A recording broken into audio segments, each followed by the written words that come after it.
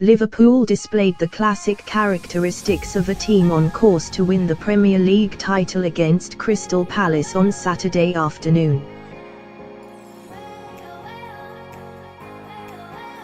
The Reds weren't at their best but still managed to grind out a 4-3 victory in front of their home supporters at Anfield.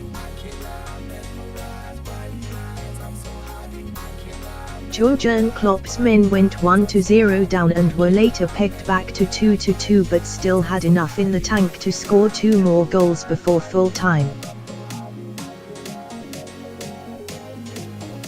Max Meyer's stoppage-time goal set up a nervy finale but, as all potential champions need to do from time to time, they held on to secure all 3 points.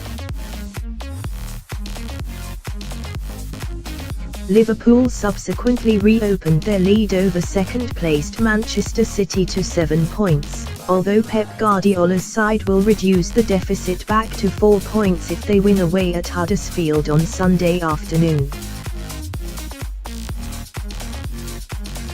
Klopp's players now have a much-needed 10-day break before their next fixture against Leicester City on the 30th of January. It will be interesting to see whether or not Naby Keita starts against the Foxes. The 23-year-old midfielder, who arrived in a big money deal from RB Leipzig last summer, was disappointing on Saturday.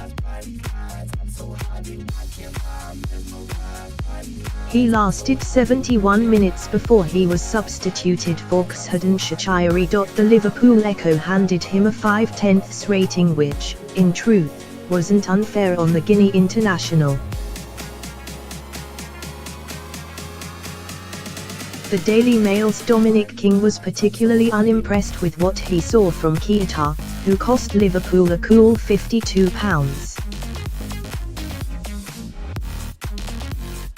$75 million, and he noticed a couple of incidents during the first half, which he describes as concerning.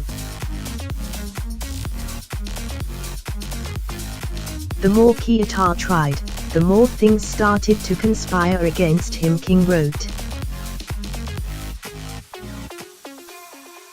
He wanted to smash a volley in the 28th minute but ended up getting in the way of the better positioned Andrew Robertson. When Virgil van Dijk ushered him forward in the 28th minute, James Tompkins slid in to rob him. But that's what exactly he did. Keita's stride became shorter, his touches less frequent. As Liverpool staged a dramatic comeback, he was on the periphery and it was no surprise when Xherdan Shaqiri eventually replaced him. Keita looked the business in the Bundesliga, but hearing that his manager and teammates currently feel forced to instruct the midfielder to impose himself on the contest is, indeed, concerning. This is something he should be doing on his own accord. He was signed to strengthen Liverpool's midfield, but, right now, it doesn't seem to be working out. Keita had become a bit part performer during Liverpool's surge to the top of the table, but, with Palace back in town, his manager felt compelled to turn to him again, picking him in the Premier League for the first time since December 22. King continued. Had time on the sidelines sparked the improvement Klopp had hoped? The blunt answer was no.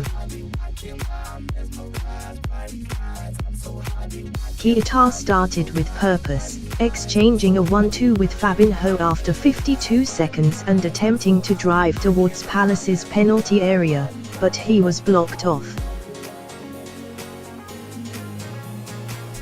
So began the pattern of his afternoon. King added, "It would be too soon to say his signing has failed, but one thing is certain, after 17 games, no goals and a solitary assist, Liverpool expected more for their investment."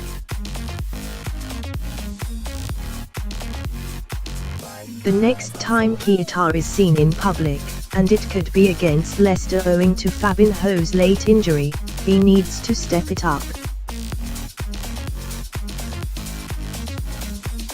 That's a withering assessment of Keita's performance. However, he's clearly a far better player than what we're seeing at the moment.